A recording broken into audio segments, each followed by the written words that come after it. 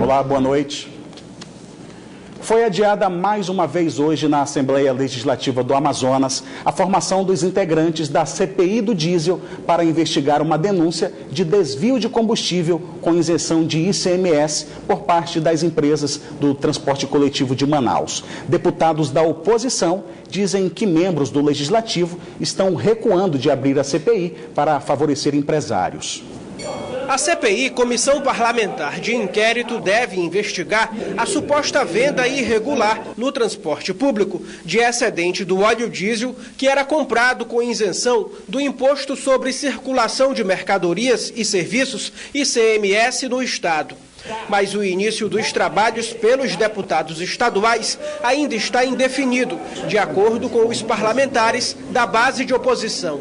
Eles afirmam que o Poder Legislativo Estadual pode estar querendo postergar a CPI do diesel.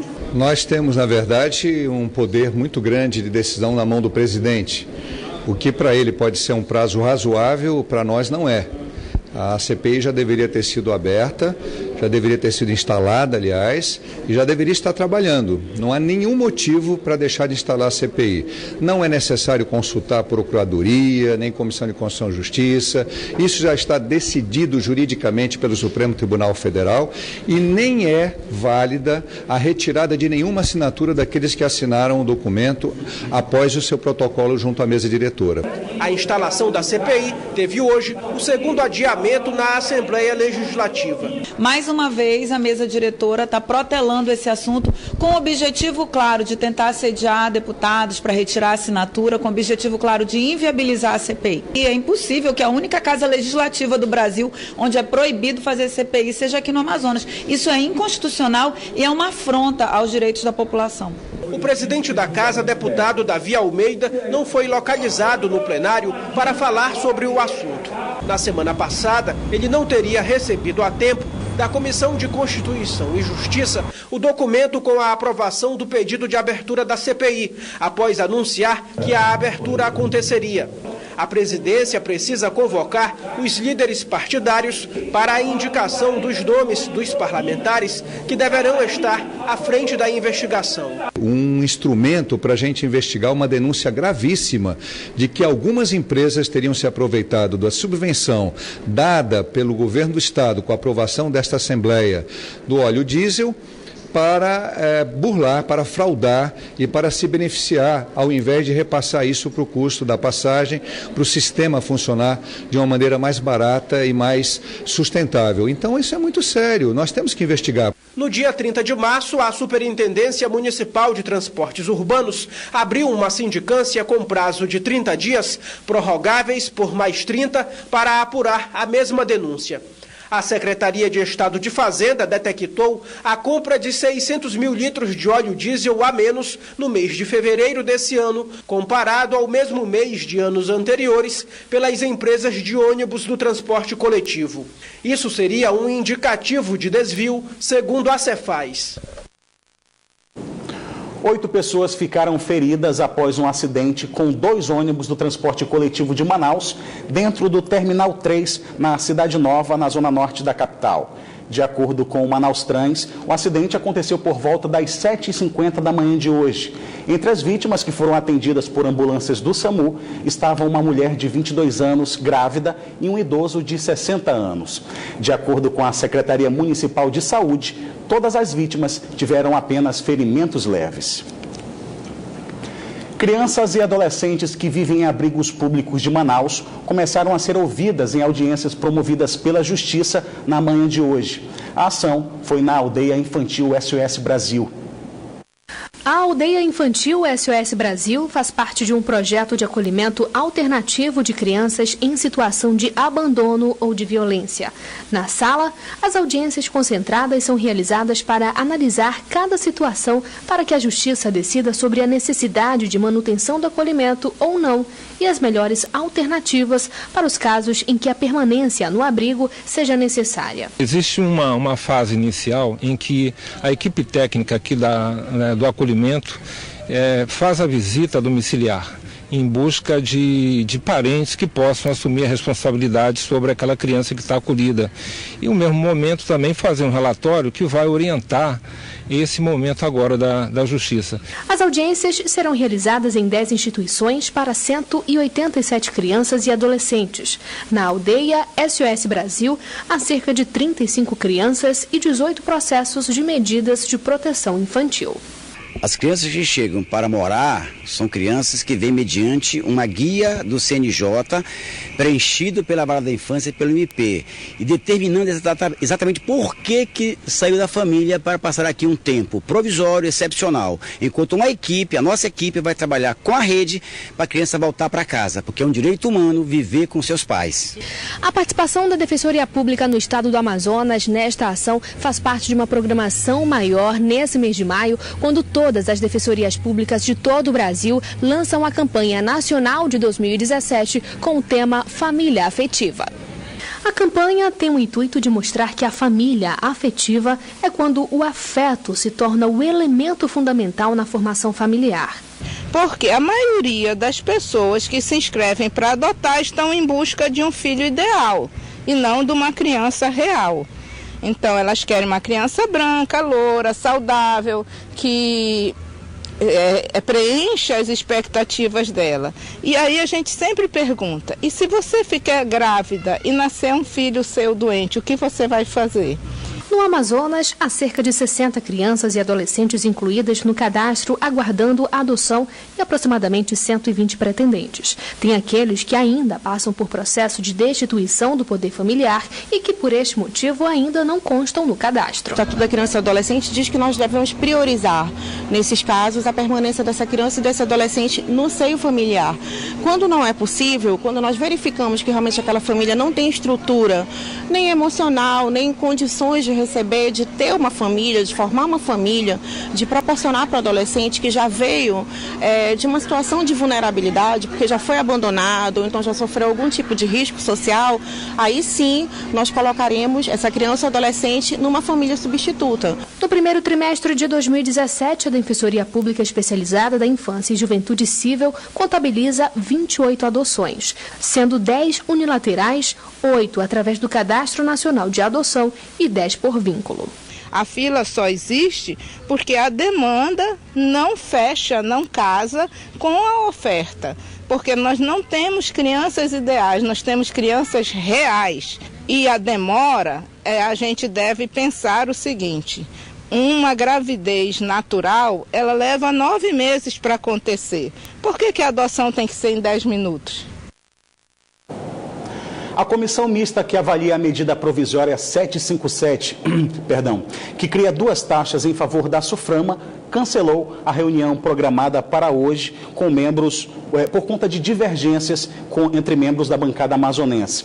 A falta de entendimento é por conta de uma emenda do senador Eduardo Braga, do PMDB, que permite o parcelamento de débitos em até 48 vezes de indústrias penalizadas pelo não investimento em pesquisa e desenvolvimento, o chamado PID. A relatora da MP, senadora Vanessa Graziotin, do PCdoB, diz que a matéria é estranha à medida provisória e, ao mesmo tempo, demanda discussões específicas a serem iniciadas no âmbito do Poder Executivo. A votação do relatório final da senadora deve ser realizada na próxima terça-feira. O Pleno do Tribunal de Justiça do Amazonas confirmou na manhã de hoje a posse do juiz de direito de entrância final, Dr. Ernesto Anselmo Queiroz Xíxaro, no cargo de desembargador aqui do Tribunal de Justiça do Amazonas. O juiz de direito de entrância final, Ernesto Queiroz Xíxaro, foi empossado como novo desembargador do Tribunal de Justiça do Amazonas. A promoção foi confirmada pelo Pleno na manhã de hoje. O novo desembargador chegou ao posto pelo critério de antiguidade.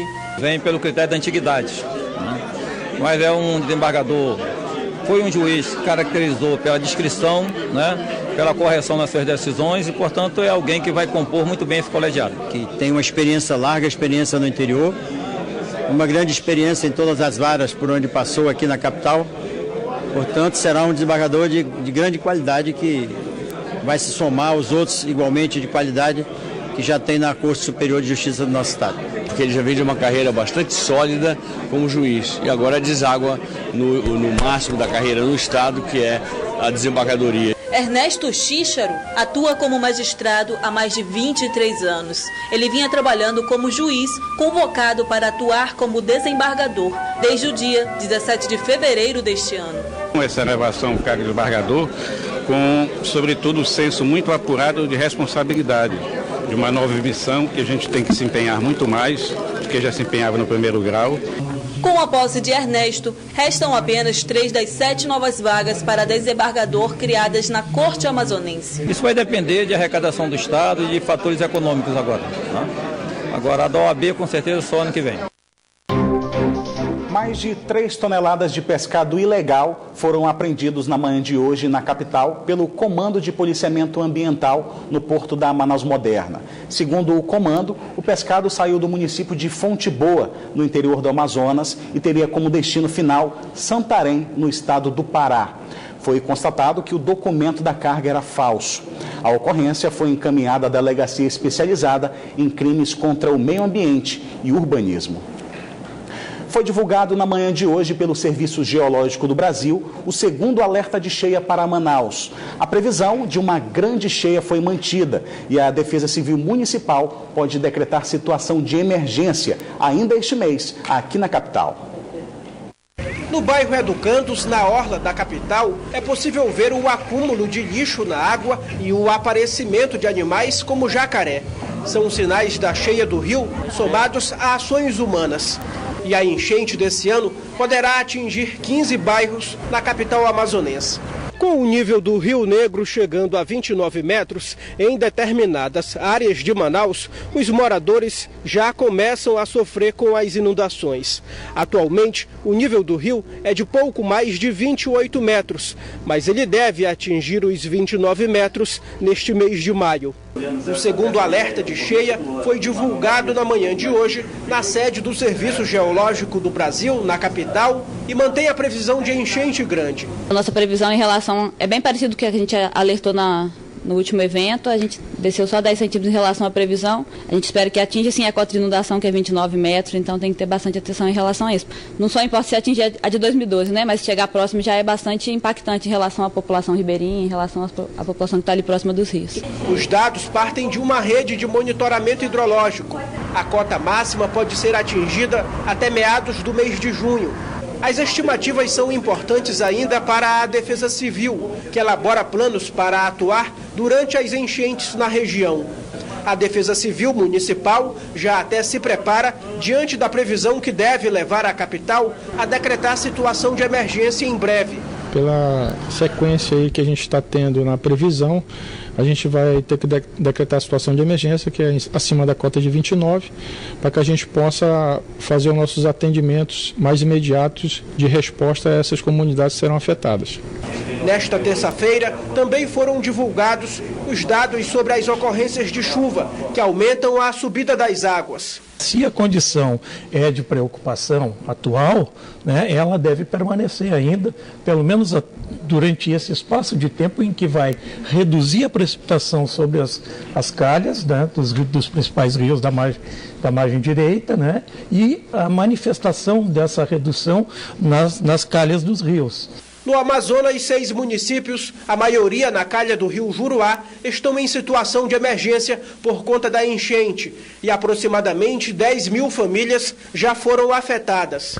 E a previsão de atendimento para todo o Estado, da Defesa Civil do Estado e da Defesa Civil Nacional, é de cerca de 90 famílias que poderão ser afetadas pela enchente em 2017. E agora vamos conferir a previsão do tempo para esta quarta-feira em Manaus e em alguns municípios do interior do estado. Em Manaus, o tempo fica nublado a encoberto com pancadas de chuva e trovoadas. As temperaturas variam entre 24 e 32 graus. A mesma previsão para o município de Tabatinga, onde as temperaturas variam entre 24 e 28 graus. Em Presidente Figueiredo, a previsão é de muitas nuvens com chuva fraca. As temperaturas variam entre 24 e 29 graus. E no município de Humaitá, a previsão é de muitas nuvens com pancadas de chuva. As temperaturas variam entre 25 e 29 graus.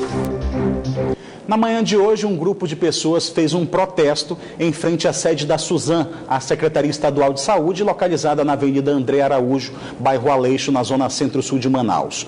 O grupo reivindicava a nomeação do restante dos aprovados no concurso realizado em 2014. E no começo da tarde de hoje, a Suzam anunciou a convocação de mais uma chamada dos aprovados no concurso. Vão ser convocados 946 aprovados, sendo 674 para a capital e 272 para o interior. Os candidatos convocados terão 30 dias para se apresentar a partir da data de publicação da convocação. A ouvidoria do Tribunal Regional do Trabalho da 11ª Região lançou hoje um aplicativo para ser um canal direto de comunicação com a sociedade. A iniciativa permite o usuário a solicitar informações e acompanhar o andamento de manifestações e reclames na ouvidoria do tribunal.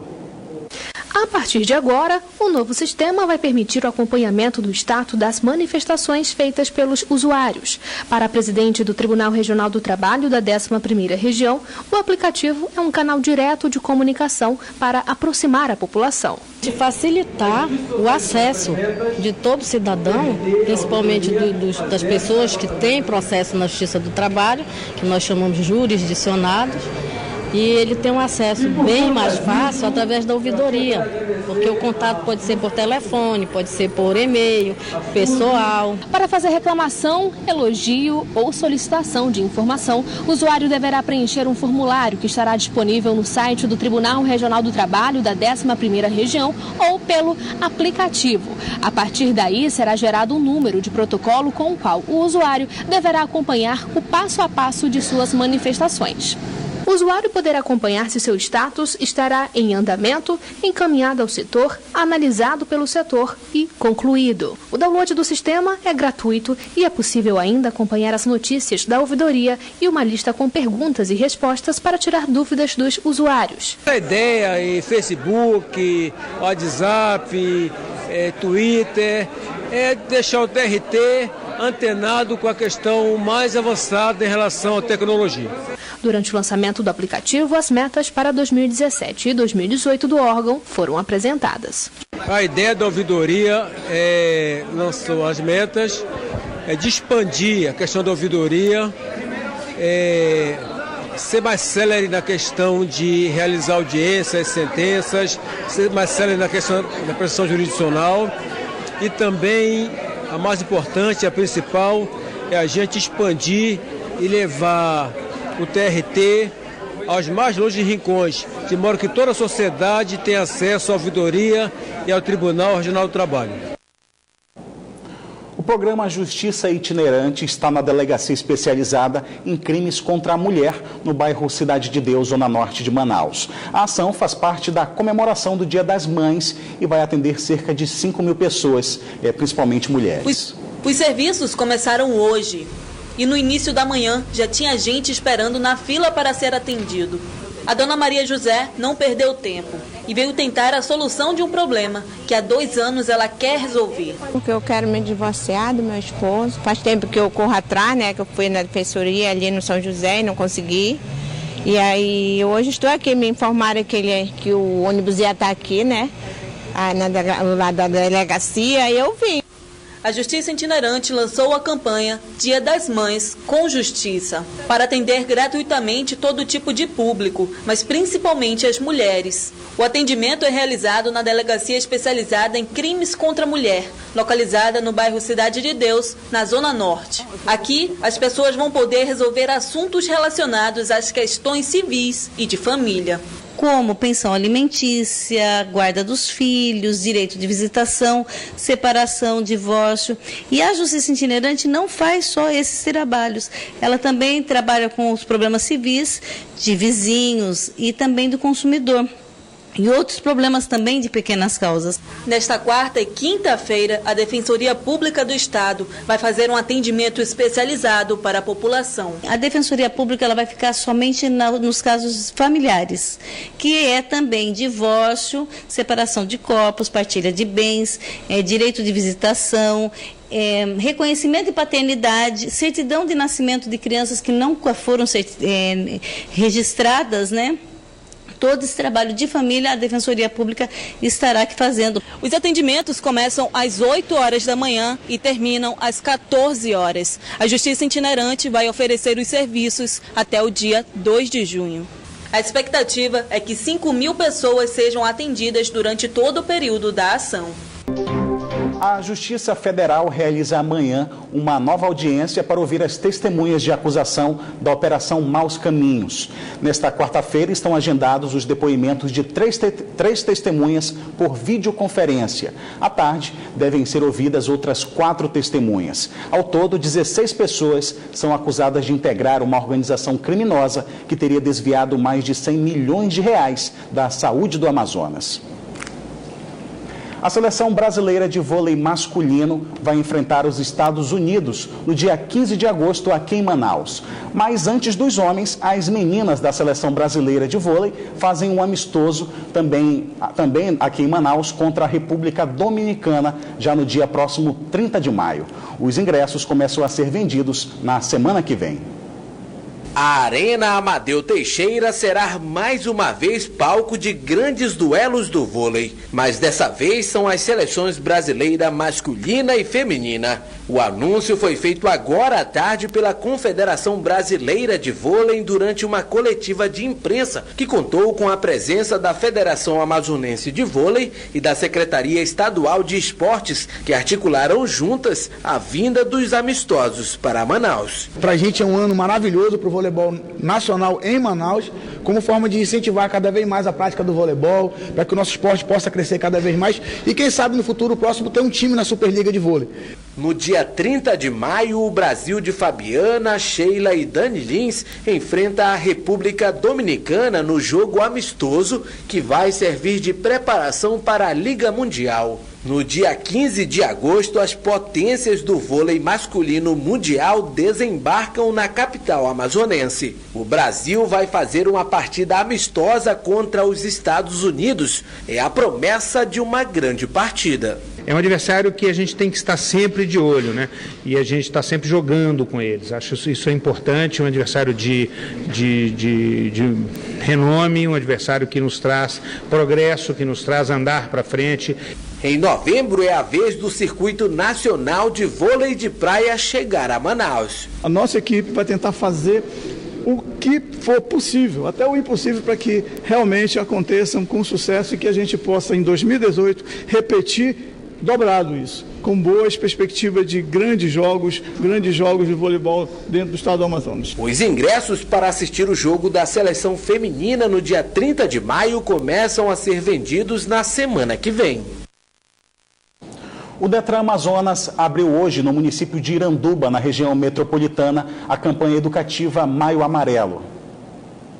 Com o tema Boas Escolhas no Trânsito Fazem a Diferença, o Detran iniciou hoje a programação da campanha educativa Maio Amarelo no município de Iranduba, região metropolitana de Manaus. O objetivo é chamar a atenção da população amazonense sobre a importância de tomar as decisões corretas em relação ao trânsito. Que é uma ação coordenada entre os poderes públicos e a sociedade civil.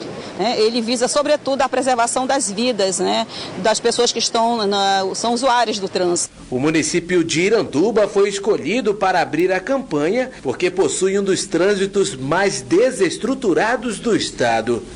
Essa ação aqui é de grande importância, porque depois que teve a inauguração da ponte, o trânsito ficou muito complicado aqui no nosso município. A ação foi aprovada pelos motoristas da cidade.